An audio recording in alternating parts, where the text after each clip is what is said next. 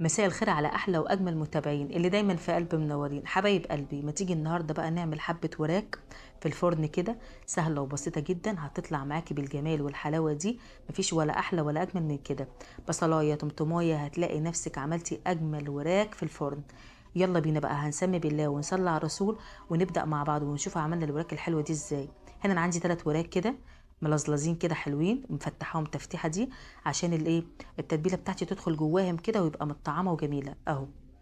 لازم تفتحيها كده عشان تاخدي طعم حلو في اللحم بتاعها، لازم تفتحيها.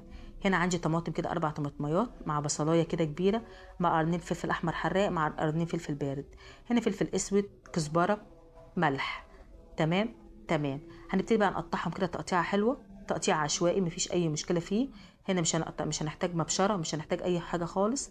هنقطع تقطيع عشوائي عشان هنا هنحتاجهم ايه، هنضربهم في الكبه في الخلاط. الخلاط الكبه مفيش اي مشكله، الخلاط شبه الكبه والكبه شبه الخلاط، الاتنين هيدونا نفس النتيجه.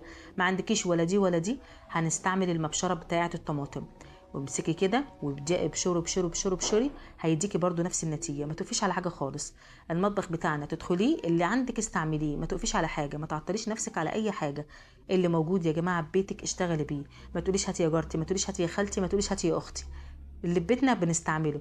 ضربناهم خلطه حلوه كده في الخلاط بتاعي، حطيت معاهم كوبايه ميه واديتهم ايه، ضربه في الخلاط.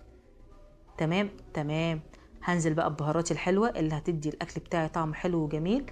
هم عباره عن حبه فلفل اسود زي ما انتم شايفينهم كده، حبه فلفل اسود، حبه كزبره، حبه ملح. عندك بهارات تانية حطي مفيش مشكله. ما عندكيش حاجه من البهارات دي والبهارات ناقصه برضو مفيش مشكله.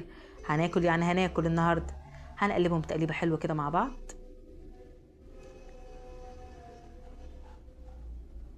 احلى واجمل تتبيله ما شفتهاش ولا هتشوفيها الا عندي.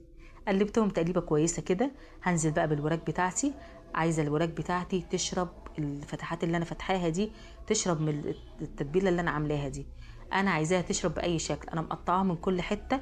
وهبتدي بقى اللي انا اعملهم كده، وابتدي اقلب واحاول اللي انا بايديا كده وبصابع ايديا اللي انا افتح من هنا واحط واقلب على قد ما اقدر. انا هنا بوسع مكان كده عشان اجيب الطاسه اللي انا هحطها في الفرن، البايركس بتاعي.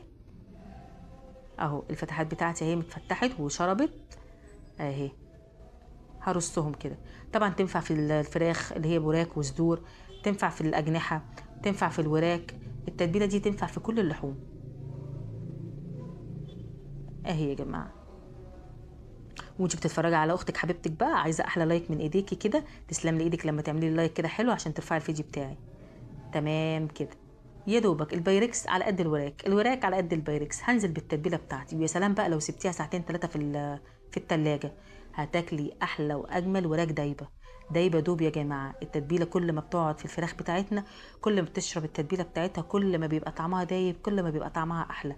طبعا لو عملتيها كده على طول على الفرن، هيبقى اللحم بتاعنا مشربش كويس. عايزه تاكلي تتبيله حلوه، فراخ حلوه متبله وجميله، سيبيها من بالليل، اعمليها من بالليل، اعمليها الصبح وابدأي حطيها في الفرن بالليل، هتبقى تحفه وحكايه. هتحطيها دلوقتي برضه هناكلها مفيش اي مشكله، مش هنعوق، بس هتبقى طعمها احلى طبعا لو من بالليل.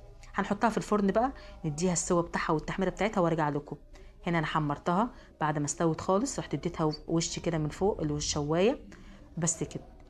الطعم والريحه واللون، كان نفسي تشم معايا الريحه دي وانا بصور لكم. بجد بجد يا جماعه، سهله وبسيطه وتحفه وجميله جدا. هتنفعك في العزومات، هتنفعك في اي مكان هتروحيه. يلا باي باي يا حبايب قلبي.